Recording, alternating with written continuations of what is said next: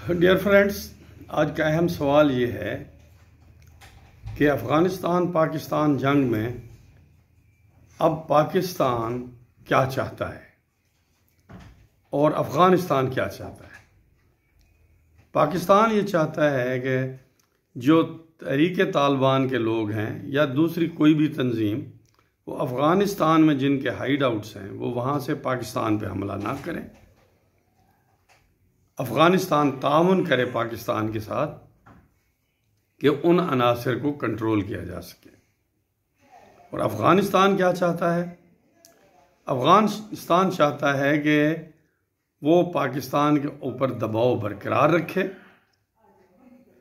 और इस दबाव के नतीजे में वो बड़ी कुव्वतें जो पाकिस्तान के फ्रेंडली कंट्रीज़ हैं, वो चाइना है, वो सऊदी अरेबिया है, वो कतर है, वो कुवैत है, वो अबू धाबी है, उनको इस बात पे मजबूर करे कि एक तो वो तालिबान को तस्लीम करें, साथ ही वो तालिबान को वसाइल फराहम करें जिससे वो तरक्याती काम कर सके और उनके मुल्क में तरक्की हो और साथ ही साथ वो पैसा बना सके।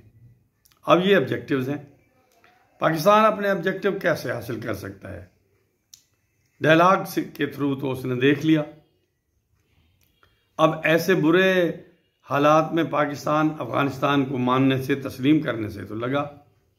3-4 साल से पाकिस्तान लॉबिंग तो कर रहा था दुनिया को कि तालिबान को मौका मिलना चाहिए, लेकिन वो स्ट्रेटेजी भी नाकाम रही। अब अगर वार है तो वार में क्या हो सकता है?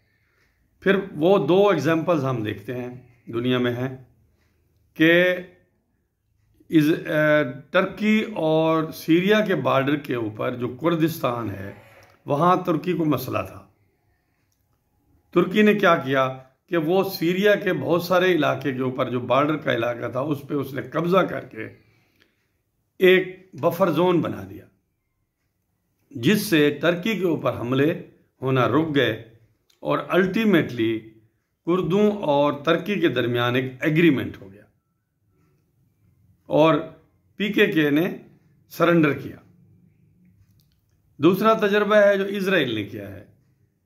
इजराइल ने शाम के गोलान की पहाड़ियों के ऊपर कब्जा कर लिया है।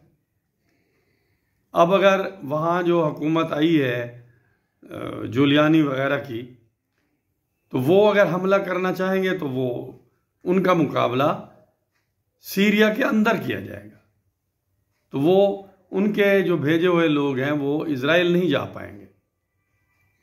यही कुछ वो लबनान के साथ करता रहा है और गाज़ा में भी वो यही कर रहा है कि बहुत सारे इलाके के ऊपर कब्जा किया है और बतदरीज वो इलाका छोड़ेंगे और उस वक्त छोड़ेंगे जब हमास बेबस हो जाएगी या हथियार डाल देगी, वरना आलमी जो फोर्सेस आएंगे उनके साथ मिलके हमास को नुकसान तबाह किया जाएगा।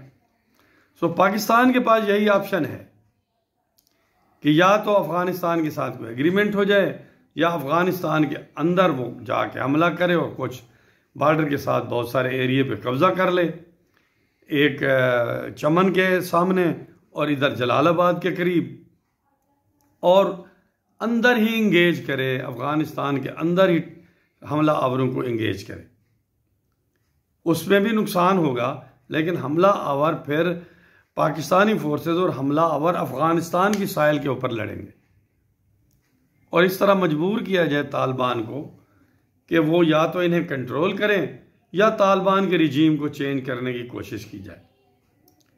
और तालिबान ये चाहेगा कि पाकिस्तान के अंदर जो टेररिस्ट तंजीमें हैं, चाहे वो कश्मीरी हैं, चाहे वो पंजाबी तालिबान हैं, चाहे वो पख्तूनों में तालिबान हैं, या वो बलूचिस्तान के अंदर जो तंजीमें हैं, चाहे वो BLA है, तो उन सब को वो सहूलत फराहम करे ताकि वो पाकिस्तान को मजबूर करें कि वो अफ़गानिस्तान की शराइत के ऊपर उनकी बातें माने। अब ये इस वार ऑफ नर्व्स, और ये थोड़े दिन नहीं चलेगी, बहुत दिन चलेगी, बहुत सरमाया और टाइम और जानें कुर्बान होंगी, पहले भी जानें जा रही हैं लोगों की। देखते हैं कि तालिबान कितना दबाव बर्दाश्त कर सकते हैं, या देखते हैं कि पाकिस्तान कैसे तालिबान को दीवार के साथ लगाता है, या तालिबान यहाँ पाकिस्तान में मौजूद जो टेररिस्ट तंजीमें हैं उन्हें फाइनेंस करके या सपोर्ट फराहम करके या सेफ हेवन प्रोवाइड करके कितनी मुसीबत खड़ी कर सकता है पाकिस्तान के लिए। Time will decide. और ये जो दुनिया कह रही थी पाकिस्तान को कि तालिबान आपको डसेंगे, पाकिस्तान समझता था कि इनके आने से हमारे मसले हल होंगे, तो वो दुनिया सच साबित हुई। पाकिस्तान की ISI और पाकिस्तान की फ़ौज की जो नुक्ता नज़र था वो गलत साबित हुआ। Thank you very much.